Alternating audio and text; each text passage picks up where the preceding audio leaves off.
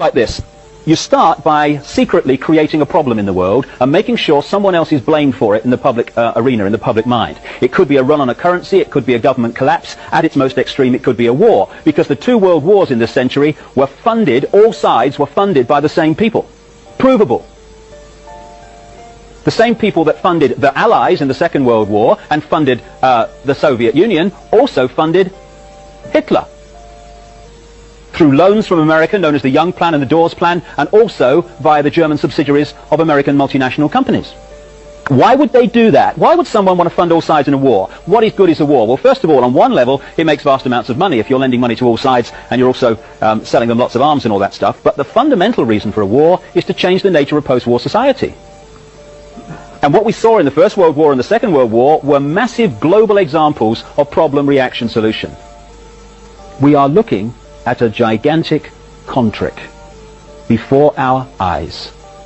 We don't live in a democracy in this country or in America or in these other places. We live in a one-party state where the same force from the peak of the pyramid string pulls all sides.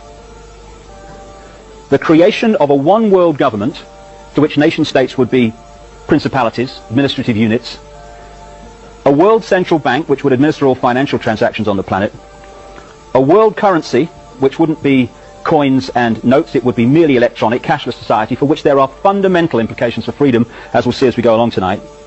A world army under centralized control, with nation-state armies dismantled under the justification of seeking peace, and a microchipped population linked to a global computer, the latter of which sounds bizarre to many people on first hearing, except that we are ridiculously close to it and the technology already exists.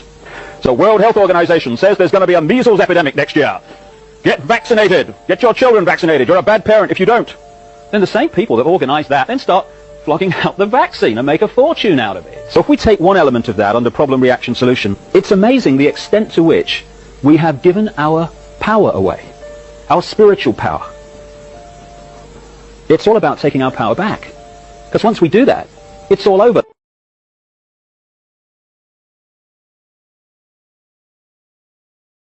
Works like this.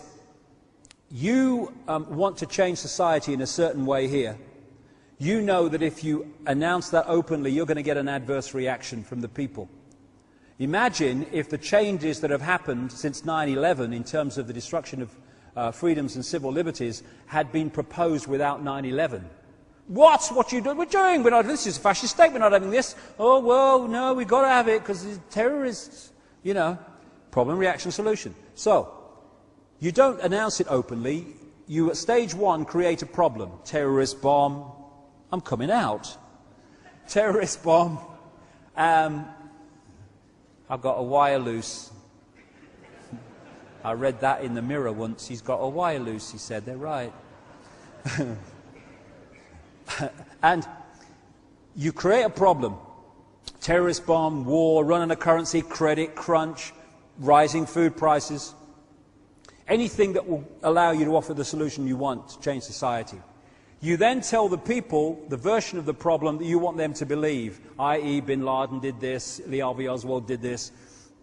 And the pathetic mainstream media, instead of investigating the official version, just repeat it to the people, and the people at stage two are supposed to react, and most of the time they do. React with outrage, with fear, and they say, something must be done, this can't go on, what are they going to do about it? At which point, those who covertly created the problem got that reaction, offer the solutions to the problems they have themselves covertly created. And those solutions are changes in society which advance the Orwellian state and the centralization of power, so the few can have more and more power over the many by this centralization of power. So, if you look at the Second World War, these bloodlines were behind Soviet communism, they were behind the capitalist countries, or cartelist countries in truth, of the West, and they were behind, including America, and they were behind Nazi fascism, bringing Hitler to power. They then bring them in conflict, called a Second World War. Massive problem, the Second World War in just a few years, and people were saying in their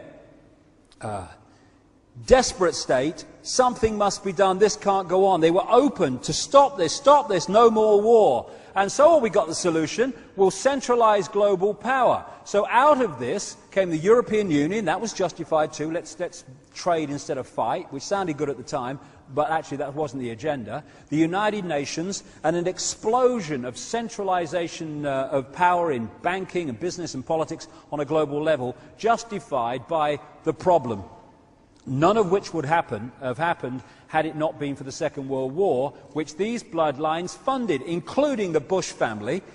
George Bush's grandfather, Prescott Bush, was one of the major conduits for funding Hitler through a company called the Union Banking Corporation that interfaced with the banking and steel empire of a guy called Fritz Thyssen in Germany, who was an acknowledged funder of Hitler. And through that, how does anyone think that Germany went from thousands of % inflation to a war machine that can take on the world in a few years because of outside influence and support, because they wanted that war?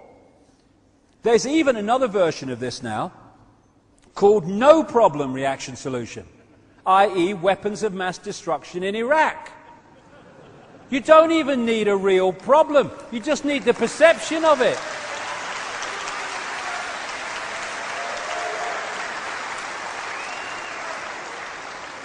It's all a bloody mind game.